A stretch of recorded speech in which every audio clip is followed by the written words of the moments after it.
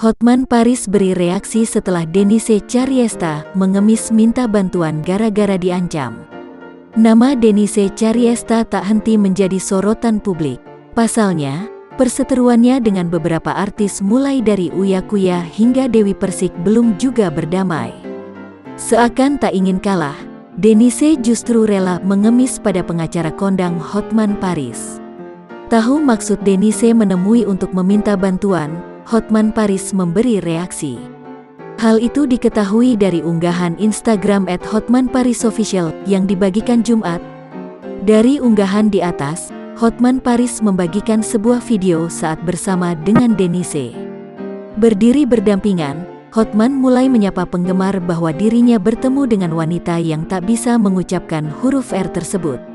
"Yo, Hotman dan Denise Cadel akhirnya bertemu juga," ujar Hotman Paris. Denise meminta bantuan pada pengacara kondang tersebut lantaran ia merasa mendapat ancaman.